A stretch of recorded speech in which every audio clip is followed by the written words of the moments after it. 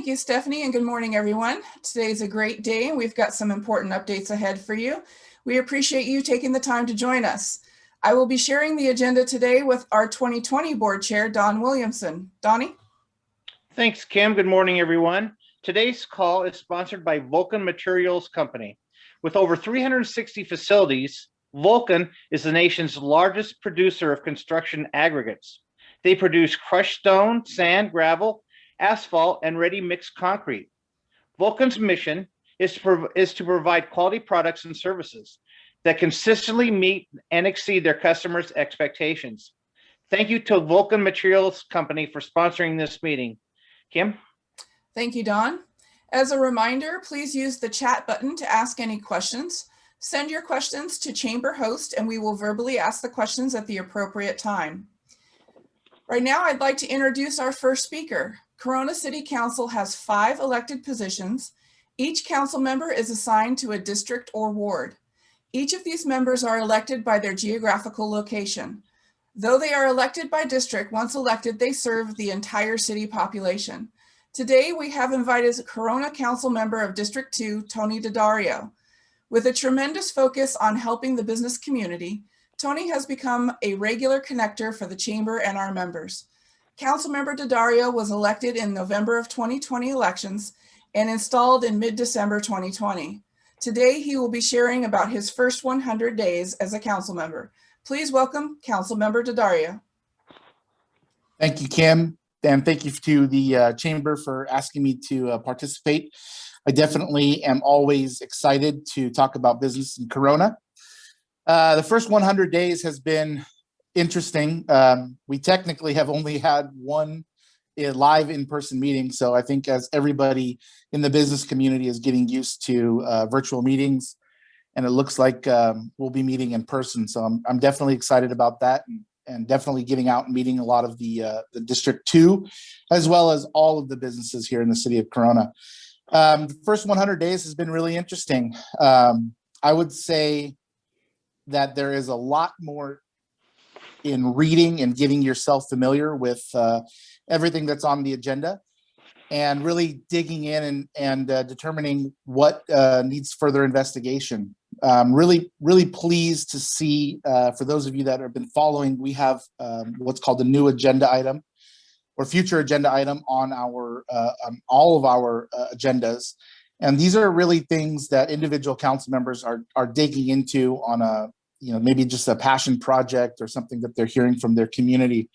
One of the things that that myself and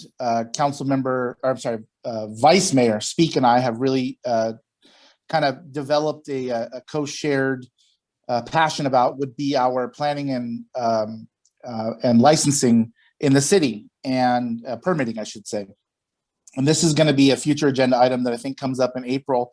And it's really aimed at easing the processes and understanding the processes for a business community in their endeavors for whether it be permitting an existing addition or whether it's new businesses. What we want to do, and I think I can speak for myself, but I'm pretty confident that Vice Mayor Speak will agree, is that we want to make the process of doing business in the city of Corona very easy.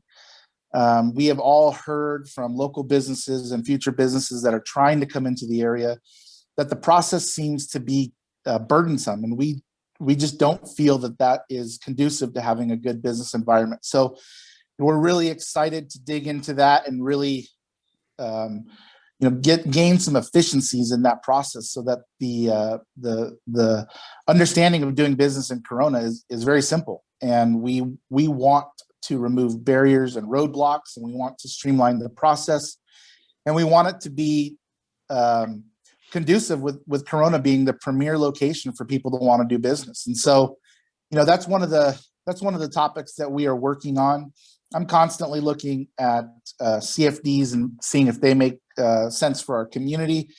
We really want to, or we're really striving to make Corona beautiful, and we're really striving to make Corona a premier destination for not only to live and to raise a family, but also to work. It's very important to us that we are growing jobs in the city of Corona, and good paying jobs so that people are off the freeway. That's also very important to us. So, Corona as a destination to live, work, and to thrive is very important to us. And so, the first 100 days for us, for me, I could say, has just been figuring out what the heck it is that I'm supposed to do and understanding the pain points in the city and really trying to make policy decisions that update that. So that's the first 100 days for me in a nutshell. It's a lot of reading. It's a lot of reading. I spend Friday, Saturday, and Sunday going over the agenda, formulating questions, and really digging into topics. And so, if there's any questions, I'd love to take them. But that's the first 100 days in a nutshell. Thank you very much, Councilmember Daddario. Anthony, do we have any questions for him? Yes, we actually have several questions. The first being, we need to get a handle on illegal dumping in our town. The city of Corona cannot just drive by and pretend we don't see illegal dumping, which is not the property owner's fault. And we shouldn't have to wait until code enforcement contacts the property owner to resolve the problem. How about the city of Corona charge a fee, approximately 10 cents on every water bill in Corona, to pay for the removal of said illegal dumping? This money could only be used for this problem. The city of Corona needs to come up with reasonable solutions to resolve these types of problems. Also, code enforcement needs to make sure vendors are all licensed. Otherwise, these vendors are cheating honest businesses that are paying their fees to do business in Corona. A good idea is to expand code enforcement to monitor this. City council or city staff could rearrange their schedule, working some weekends, checking these vendors and making sure they have the proper licenses and permits, i.e. health permits. So I'm not sure if there was a question in there other than a statement, but I do want to address something that was said. So in my particular district, there are several, I don't want to say several, there are a few areas where dumping regularly occurs, and it's illegal dumping. And I would imagine that there are, not imagine, but I believe that there are spots in the entirety of the city where illegal dumping happens often. And so one of the future agenda items that I proposed actually is to really look into that and see what options we have to prevent that, whether it be the use of cameras, whether it be updated surveillance, updated patrols or whatnot. But anytime you're talking about expanding a function in the city, like they were asking about expanding code enforcement, that's absolutely something that can be done, and it's a budget challenge that we are currently working on. So I don't disagree. I think that we need to really take a look at that, and that's a future agenda item. I want to say it's coming up either in late April or early May, and I would invite whoever asked that question to participate in city council, because that feedback is imperative. So I appreciate the question here, but I'm also going to ask them to come to council and express those concerns as well.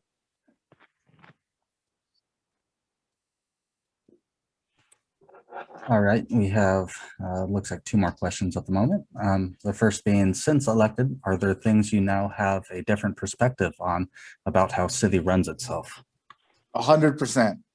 I had an idea of what was going to go into, taking on this role, but I was completely, not completely, but I underestimated what the amount of time requirement was going to be. Like I said, I spend a lot of time Fridays, Saturdays, and Sundays digging into agenda items to try and understand and formulate questions, and getting responses during the week, taking meetings, and really digging into the agenda items. I want to be informed, and I ask a lot of questions. So I had an idea that there would be a lot of time spent. I just underestimated the amount of time, for sure. And then one more question regarding dumping. Understanding your commitment to the business community and the city of Corona, will you take the lead in helping getting the illegal dumping? Yeah, absolutely. I'm already committed. I'm all in on this previously. It's not just at businesses, but it's in additional areas, and it's a blight to our community. And will we ever successfully get rid of it? No. But can we be steadfast in constantly working on it? Absolutely. So I'm happy to take the lead on it, 100%. Now switching to cannabis, we have a question. Where are we at with cannabis in the city?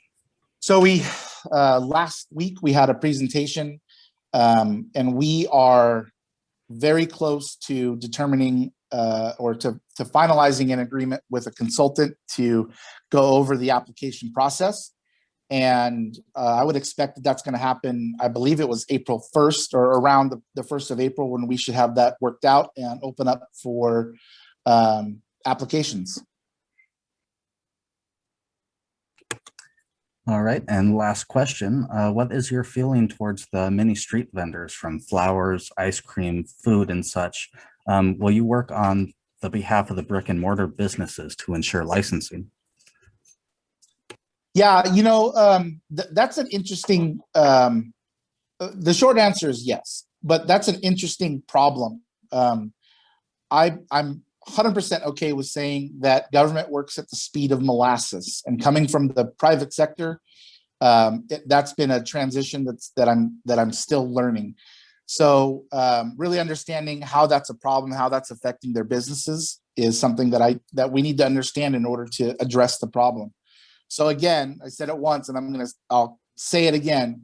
Please, please, please utilize the opportunities that we have to come to City Council and to talk about some of these issues. I am a big proponent of doing the city's business in public. And so while I appreciate any opportunity to speak with anybody, I definitely want to do it in the light of day. And so anytime that we have local businesses, local residences, or local residents that come to City Council and share with us some of the trials and tribulations that they have, I've found that's really where the best work gets done. So absolutely, I'm willing to do it. Absolutely, I need to understand the problem. And it's probably different from somebody that's doing business on 6th Street to somebody that's doing business in Dos Lagos. But we need to understand the problem. So please bring it to us.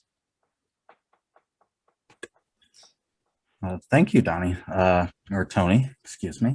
There are no further questions at this moment. Well, I appreciate it. Thank you very much for your time.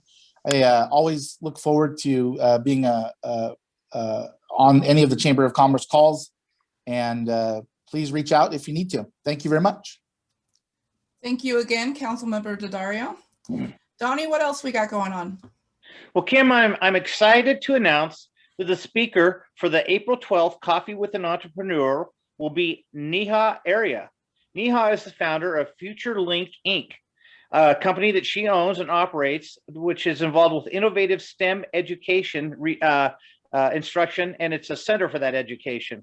Her story is really moving, and with the recent COVID shutdown, she had to reinvent her entire business, as so many people have had to do.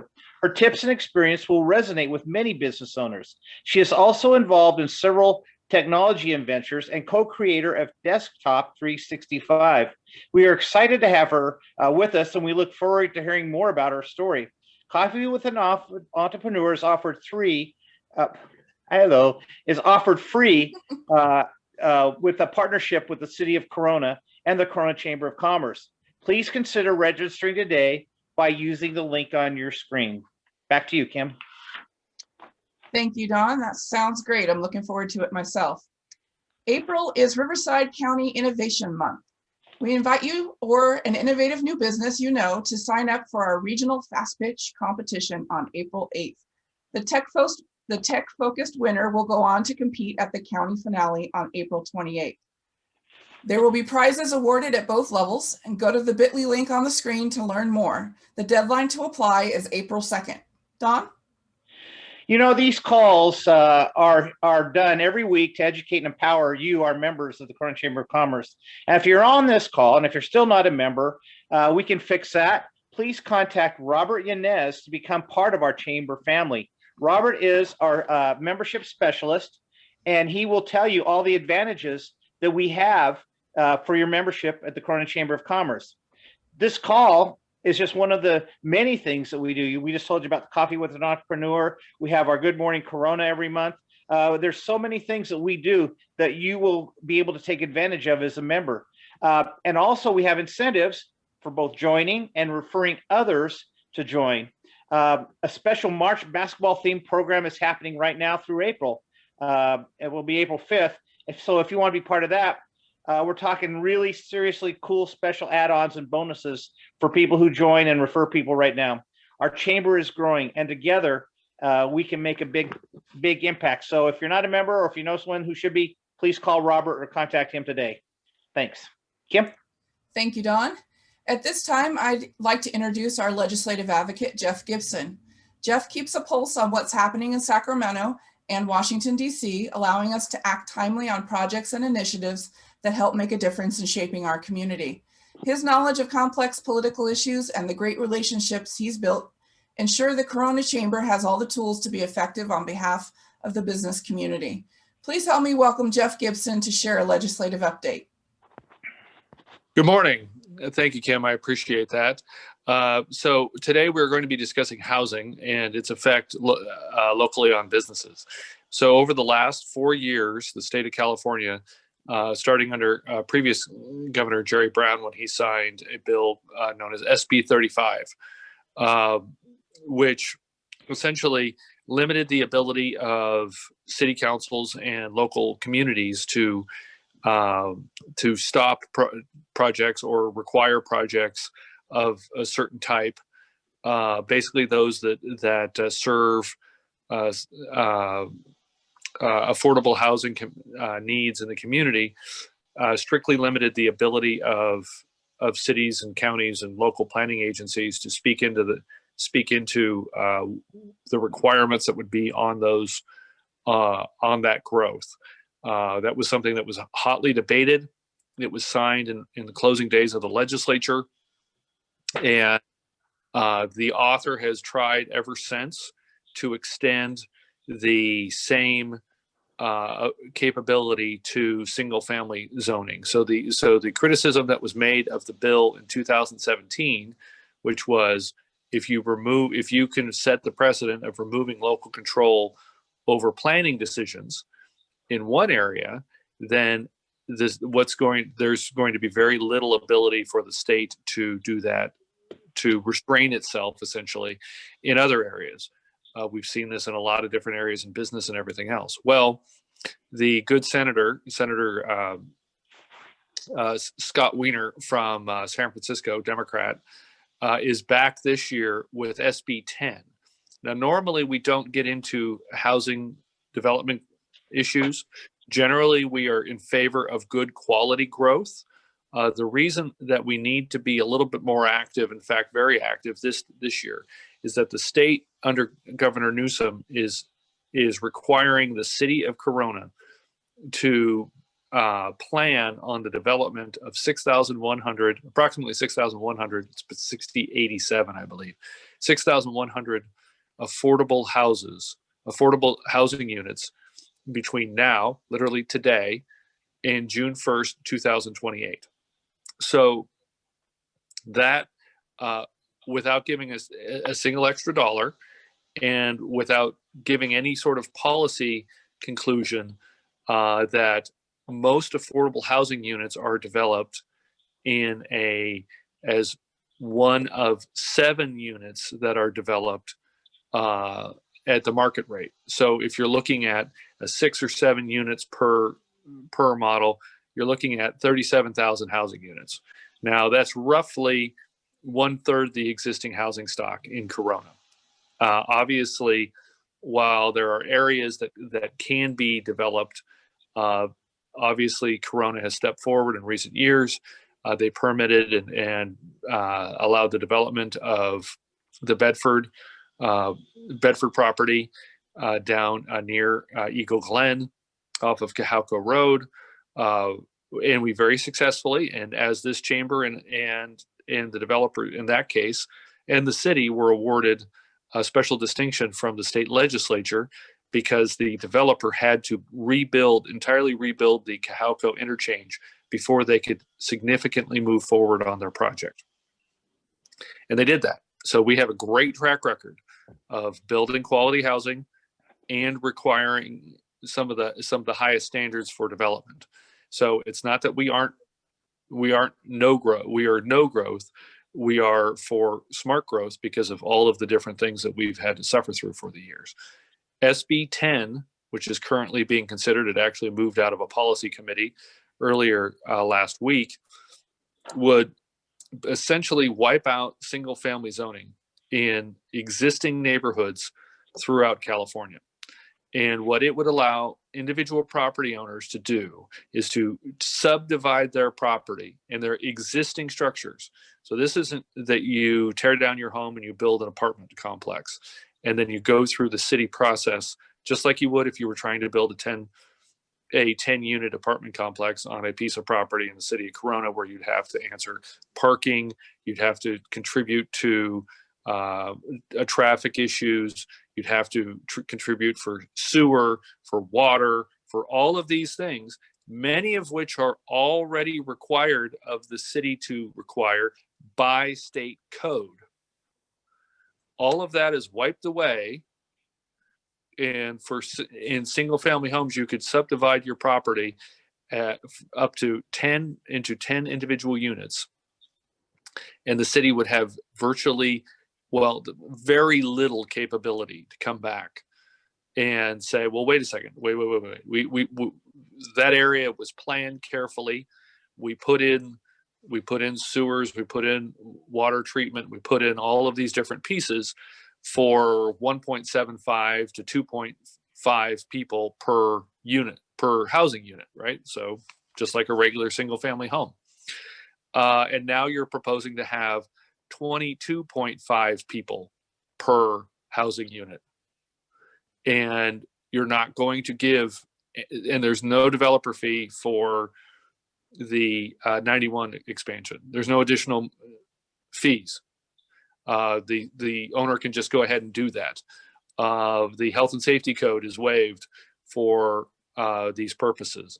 What you end up with is the unplanned development of housing that you see in kind of fossilized urban areas around the country that lead, and this is the problem that hits us business wise, is wherever these policies have been allowed to take hold, Detroit, Philadelphia, New York, the property values and the business activity in those areas plummets.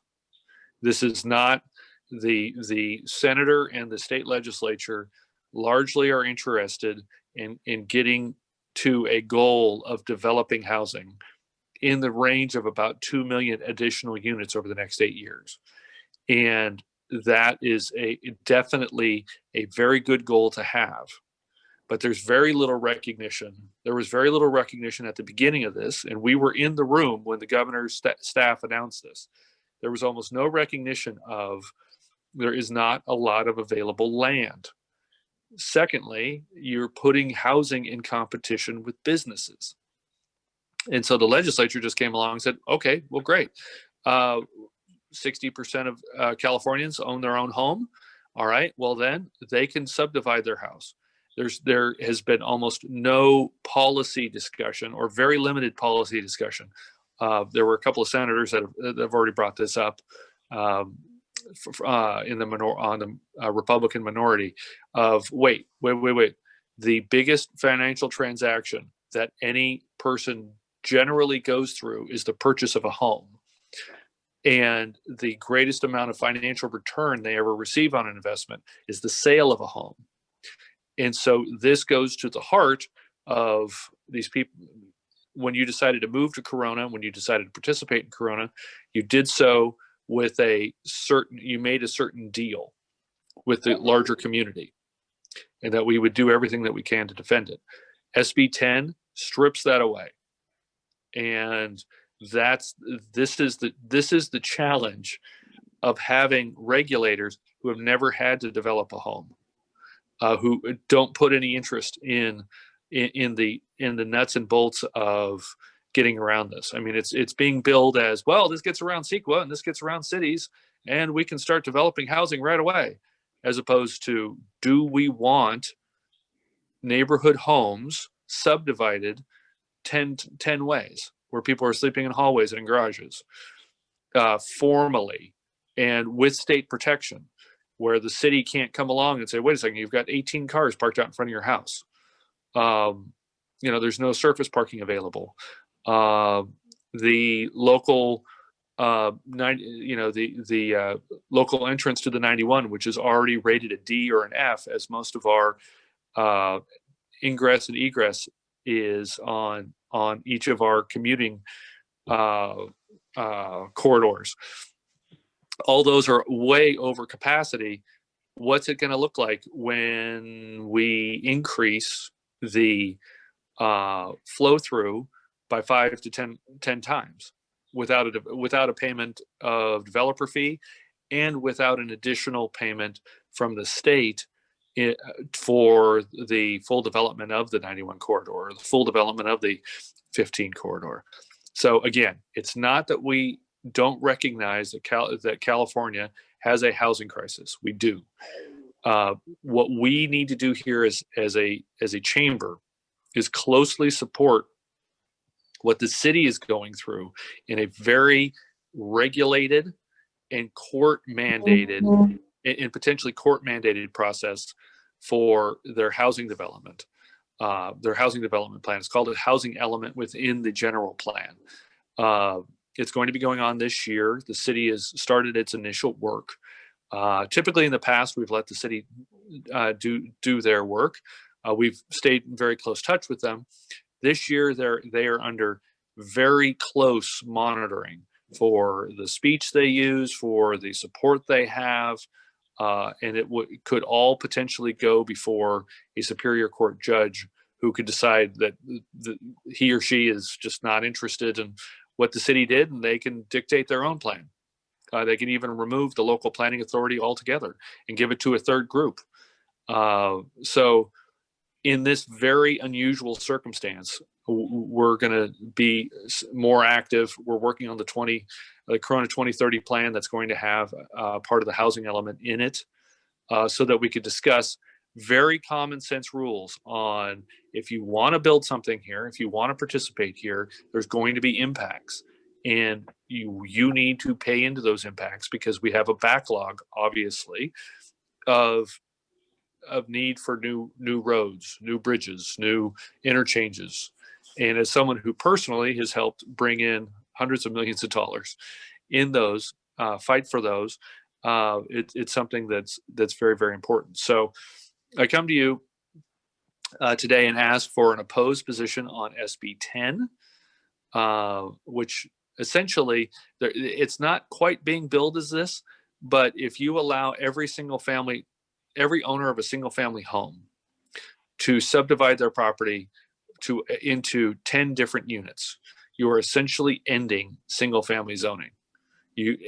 I think all of us who have ever seen a city council meeting know that somebody shows up with a neighbor complaint, somebody's running their sprinklers too loud, or they've got a party or something like that. You can only imagine what would happen to our friends at the city council if someone subdivided their property by 10 times. And suddenly you had neighbors showing up to the city council saying, how did you allow this? Well, we didn't. Well, why didn't you sue to stop it? We can't. And start to go through that process. So it's unfortunate that we're at this spot, but we are. So ask for an opposed to SB10, and then I'm happy to answer any questions. Do we have a motion? Do we have a motion to oppose SB10? Hello, Yes, Yolanda? I would love to oppose SB10. Okay. Thank you. Do we have a second? I second it. Thank you, Woody. All those in favor signify by saying aye. Aye. Aye. Aye. Aye. Okay, so moved. And do we have any questions for Jeff at this time? Kim, can you can you hear me real quick? Yes. Okay, technicality, we just need to ask if there's any opposed to that motion so that we can Sure. note that, or any abstentions. Okay, So my apologies. if you are opposed, we need you to unmute and let us know. And then also, if you're abstaining, if you can unmute and let us know. I'll wait 5 seconds. Kim, it's back to you. It appears that there is no opposition and no abstentions. Thank you. Okay. Anthony, do we have any questions for Jeff? Yes, we have a handful at this moment, and one of which is on SB10. How does this bill affect CEQA and our ability to mitigate traffic? It affects it very, very specifically. So what it takes is pretty much anything that you want to do to your property. So say your property was built, almost all property in Corona was built with setback requirements, for instance. And with a series of requirements. You can't build houses on top of each other unless it's called zero lot line. All of that is wiped out. So CEQA requirements, which are CEQA, so that's for California Environmental Quality Act. It was signed by Ronald Reagan in 1970. At the time, it had about 15 pages. It created about 15 pages of regulation. That has grown into about 1,700 bills since then have been passed that have expanded CEQA, and about 170,000 pages of regulations and about 1.7 million pages of legal precedent. So if you, like I said, if I was saying to all of us, hey, let's pass a hat, put money into it, get somebody to buy a piece of property, and let's build a 10-unit apartment complex, we would have to go through an environmental process that would show, how traffic impacts, air impacts, vehicle impacts, each of these impacts, none of that. If you decide that you want to buy a home somewhere in Sierra del Oro or wherever, I'm not picking on Sierra del Oro, but right, it was a highly planned community, or Eagle Glen, and you decide, okay, well, I have a 3-car garage, so I'm going to be really nice, and I'm only going to subdivide that 6 times. And so, and I say it's subdivided because I put blankets up. And so so I could fit 6 folks in there, and then I'm going to build out 2 sheds in my backyard, and we're going to call those 2 bedrooms. And so, I could rent each of those 4 different people. Yeah, this is what we're looking at. This is not anything close to anything in terms of the city coming in and saying, no. This doesn't make code enforcement sense. This doesn't make health and safety sense. This doesn't make any of those. All of that, a vast majority of that, unfortunately, is waived. So now the difficulty for our city council are that the city of Huntington Beach and other cities have been successfully sued now by the state for opposing pieces of legislation like this and saying from the dais things like, we need organized growth. So there is a Superior Court record of the city of Huntington Beach, which is changing its zoning on a number of areas throughout the city and adding apartments. So if you looked at it from a policy perspective, you'd say, hey, they're doing what Governor Newsom is asking. But they complained along the way that they didn't want, quote unquote, unbridled growth. Well, just that phrase cost the city about $250,000 in lawyers' fees, because even though they were approving apartments, they said they didn't want growth like SB10 is promoting. So this is where we as business people need to step up and say, look, growth is going to come. If we're successful, if we keep our community together and do a good job, growth will come. But we need to plan for it and we need to work with it, and SB10 doesn't do that. And then additionally, do you know where our state representatives stand on SB10? SB10 is going through the policy process in the Senate. Senator Roth and Assembly Member Cervantes have not yet, it hasn't hit any of the committees that they serve on. It's going through the Senate so that Senator Roth will have the opportunity to speak to it. It did move very quickly through its first committee hearing, though, with very limited debate. That does not mean that there are members of the Republican minority that don't oppose this. A lot of times what ends up happening, especially in this year, because of COVID restrictions, debate on bills are limited to they read the heading, they call for a vote, because they're trying to limit the number of minutes out of fear of generating COVID spreading events. That's what they tell you, at least. But so in any case, that's so they have neither have taken a position on the bill as far as we know. But we will advocate to them very clearly. Okay, thank you, Jeff. And we actually have several questions regarding supplemental pay, SB 95. Could you give us a rundown on that? What does it include? Does the employee who was paid 80 hours prior now get another 80 hours through September 30th? Is it a new pot of money? Can you give us a rundown on that?